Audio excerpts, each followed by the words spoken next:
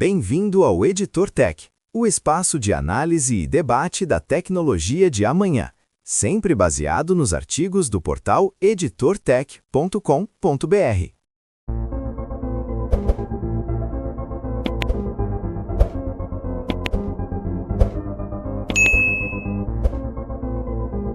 Bem-vindos ao The Debate.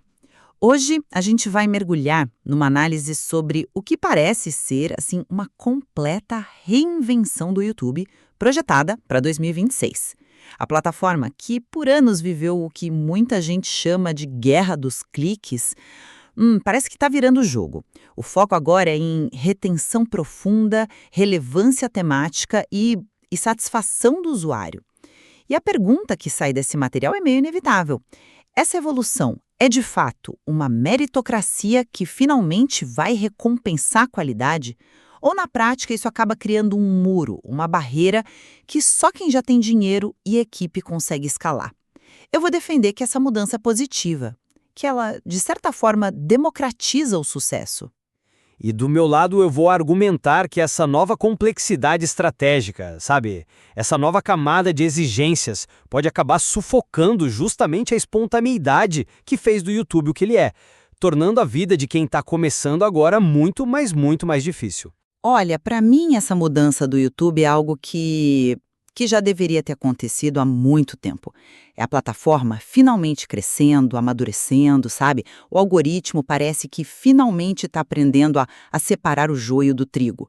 Chega daquela era das thumbnails chamativas sem entrega de valor que só serviam para frustrar a gente. Agora, o sistema recompensa o conteúdo que realmente prende a atenção, que educa. Essa ênfase na autoridade temática e a penalização de vídeos superficiais eleva o nível de tudo. E para mim, o mais importante, as novas formas de ganhar dinheiro, com membros, produtos digitais, dão aos criadores a chance de construir uma carreira de verdade, sem depender só daquela receita de anúncio que um dia está lá em cima e no outro despenca. É uma troca clara. Superficialidade por substância. Eu entendo o apelo dessa ideia, de verdade. Valorizar a qualidade é o que todo mundo quer. Mas a minha leitura do que está descrito aí é bem diferente. O que eu vejo é a criação de um ecossistema de uma complexidade, quase assustadora, que favorece demais quem já é grande. Essa necessidade de criar o que o material chama de funis de conteúdo, onde você usa um short como se fosse um trailer de cinema para o vídeo longo, e a dependência cada vez maior de inteligência artificial para otimizar tudo, de cortes a thumbnails, isso transforma o ato de criar numa operação de marketing. Não é mais só ter uma boa ideia, né? A barreira de entrada fica muito mais alta.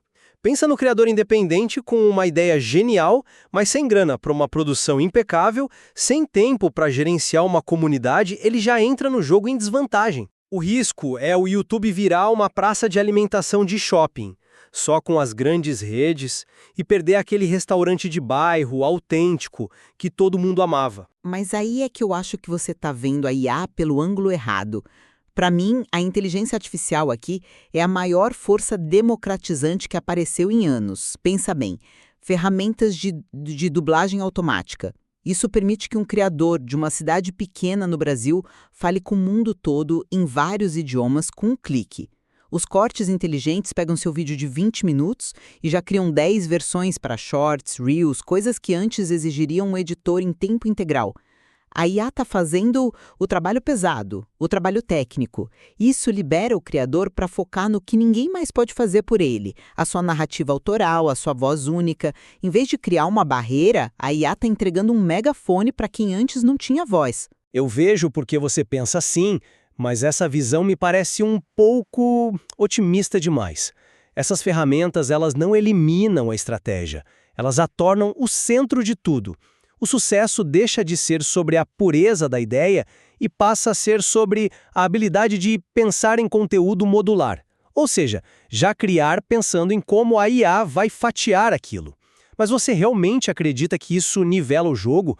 Ou apenas muda o campo de uma arena criativa para uma de xadrez estratégico, onde quem entende melhor o algoritmo vence, e não necessariamente quem tem a melhor história para contar? Isso exige um novo tipo de especialista. A plataforma vira a grande curadora e o criador tem que jogar o jogo dela. E quando você tem que jogar o jogo de um algoritmo, a sua liberdade criativa inevitavelmente diminui. Mas essa adaptação não é necessariamente ruim, né? Se o jogo do algoritmo é entregar mais valor para o espectador, então é um bom jogo para se jogar. E eu não vejo como isso limita a criatividade, pelo contrário, exige que o criador seja mais inteligente, mais estratégico, e isso me parece uma evolução. Quem disse que um grande artista não pode ser também um grande estrategista? A gente precisa superar essa ideia de que criatividade e estratégia são inimigas. Neste novo YouTube, elas são parceiras. A IA não é uma muleta, é um copiloto. Ele te ajuda a chegar mais longe, mas quem decide o destino ainda é você. É um belo discurso, mas na prática, o copiloto pode acabar sugerindo tantos atalhos e rotas otimizadas que você se esquece do caminho original que queria traçar. O que me preocupa é a padronização. Se todos usam as mesmas ferramentas de IA para otimizar cortes, títulos, não corremos o risco de tudo começar a ficar com a mesma cara, com o mesmo ritmo? A espontaneidade de um vídeo gravado no calor do momento, sem pensar em modularidade, pode ser penalizada por não se encaixar no funil perfeito do algoritmo. A narrativa autoral que você defende pode acabar sendo lixada pela IA até perder todas as suas imperfeições, que muitas vezes são o que a tornam humana. Mas essa busca por um conteúdo mais polido nos leva a outro ponto que eu considero uma vitória: o retorno do conteúdo longo e aprofundado. A plataforma priorizar vídeos com alta retenção é a prova final de que o mérito venceu. O material cita um exemplo claro: um canal que segura 70% da audiência num vídeo de 20 minutos. Isso é um feito. Demonstra um domínio do assunto, uma habilidade de contar histórias que precisa ser recompensado com mais alcance. Isso incentiva a criação do que eles chamam de ativos de autoridade, aqueles vídeos que continuam relevantes por anos. É o fim da cultura do fast food de conteúdo. Ninguém vai discordar que um conteúdo profundo é melhor que um superficial. A questão não é o quê, é o como e a que custo. O investimento para produzir um vídeo longo, de alta qualidade, é brutalmente maior.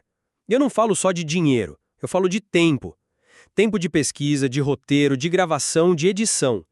Um criador que trabalha sozinho, talvez tendo outro emprego, simplesmente não consegue competir em frequência e em qualidade de produção com uma marca ou com um criador que tem uma equipe por trás. E a pressão para se tornar um especialista num nicho, para construir essa tal autoridade, também pode ser um tiro no pé da criatividade. E se um criador quiser falar sobre história numa semana e sobre culinária na outra? Ele vai ser penalizado por não ter relevância temática. Isso pode matar a figura do generalista curioso. Mas você está partindo do pressuposto de que o custo de produção continua o mesmo de 5 anos atrás.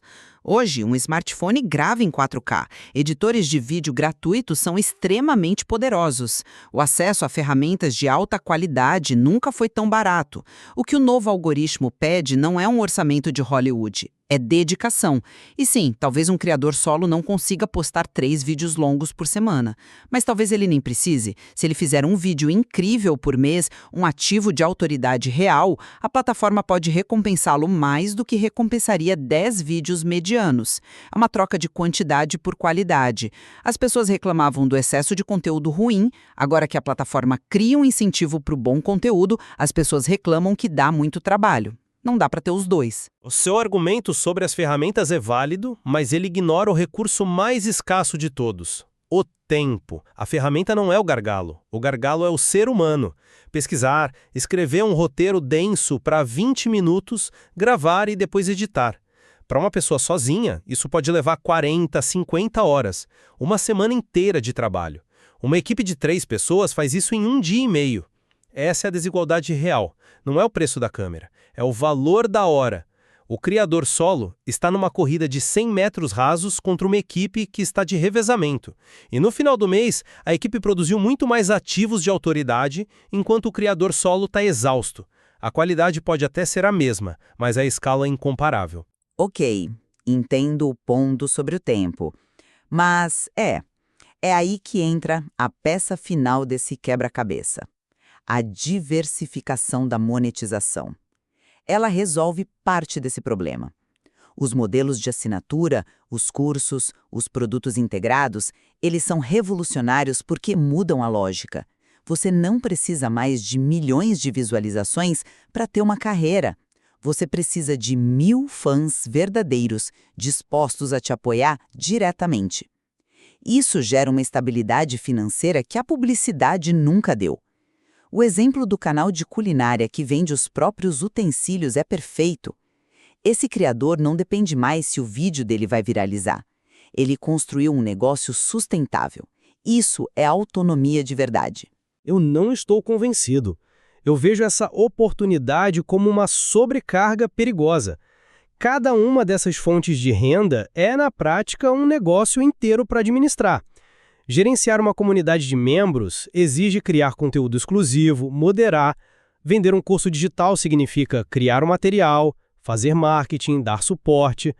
Ter uma loja de e-commerce, você precisa lidar com estoque, logística, atendimento ao cliente. De repente, o criador de conteúdo, que era apaixonado por contar histórias, precisa virar um empreendedor multifacetado, um CEO. A carga de trabalho não dobra, ela triplica. O risco é ele se afogar na gestão do negócio e a qualidade do conteúdo, que era o que atraía as pessoas, começar a cair.